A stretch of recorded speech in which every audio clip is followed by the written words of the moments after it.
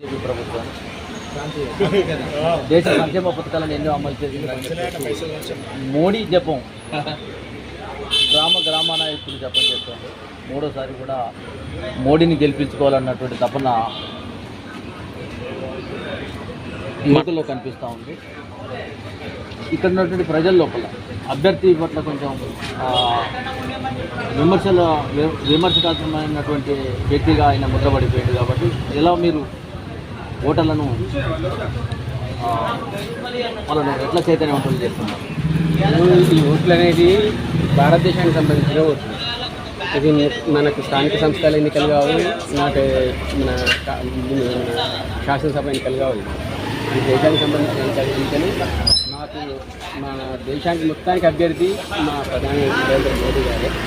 ఆయన చేసిన సంక్షేమ పథకాలు, ఆయన చేసిన అభివృద్ధి, ఆయన ప్రపంచ దేశాల్లో మన దేశాన్ని తలెత్తుకునేలా చేసిండు. ఇవన్నీ ఆయన గురించి చెప్పాల్సుకుంటే నేనే చెప్పచ్చు. ఒక 100 ఉన్నాయి ఆయన ప్రవేశపెట్టిన పథకాలు కానీ, ఆయన చేసిన మంచి పనులు కానీ. ఇదివరకు మన భారతదేశాన్ని చిన్న చూపు చేసిన దేశాలే ఇప్పుడు మన భారతదేశానికి విశ్వగురు అయింది. మనము ఇంకా మిగతా పార్టీలకు ఓటేస్తే మాత్రం మనం ఇప్పుడు ముస్లిం రాజ్యం వస్తుంది. ఎవరు కాశ్మీర్లో జరిగిన వాళ్ళ పాలనలే 2 సార్లు మన దేశం విడగొట్టబడింది మతపరంగా.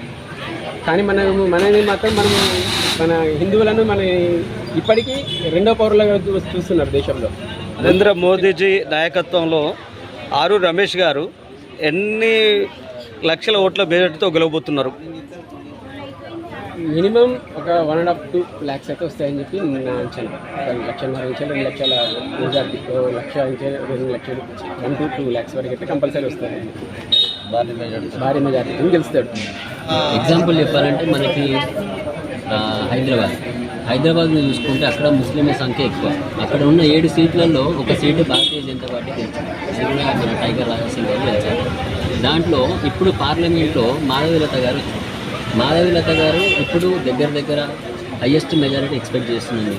ఇప్పుడున్న అక్కడ ముస్లింలు కానీ హిందువులు కానీ వీళ్ళందరూ ఐక్యమయ్యి వాళ్ళు ఇప్పుడున్న కల్చర్ ప్రకారం, ఇప్పుడున్న డెవలప్మెంట్ ప్రకారం వాళ్ళందరూ భారతీయ జనతా పార్టీని గెలిపేయాలని కేసు నమోదు చేస్తున్నాం. మేము కూడా ఆల్రెడీ అక్కడ నల్గొండ అటు సైడ్ ఆల్రెడీ కేసు నమోదైంది. ఇప్పుడు మేము కూడా నమోదు అయింది.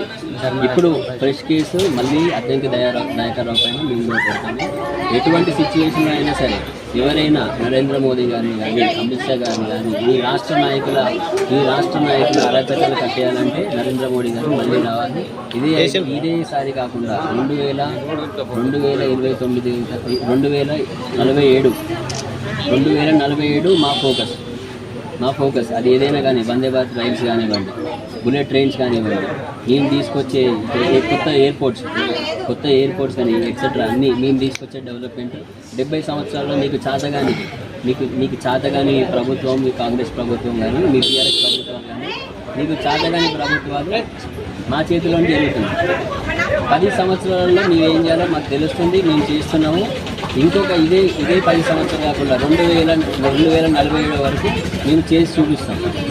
ఇదే డెవలప్మెంట్ ఇప్పటితో ఆగదు, ఇంకా ముందు చాలా ఉంది. రేపు పొద్దున ఏప్రిల్ 4వ తారీఖు వచ్చే రిజల్ట్తో వీళ్ళందరికీ ముఖం మీద కొట్టినట్టు మేము చూపిస్తాము. భారతదేశాన్ని మూడో ప్రపంచ ఎకానమీలో పైన కూర్చోబెట్టే బాధ్యత మాది, మా పౌరులది, మా యూత్. భారత్ మాతకి జై.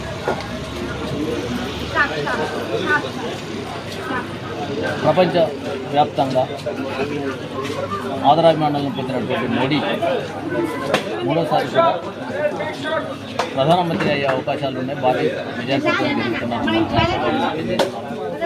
ఇక్కడ చూసినటువంటి తరుణంలో కల్లా కేంద్రంలో కానీ రాష్ట్రంలో కానీ కొంతమంది రాజకీయ దురుద్దేశంతో వ్యక్తిగత ప్రయోజనాల కోసం కూడా విమర్శలు చేస్తున్నారు.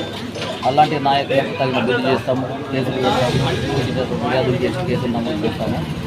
అలాంటి వ్యక్తిగత విమర్శలు మానుకోవాలని చెప్పేసి ఇక్కడ నాయకులు వాళ్ళు హితవు పలికారు.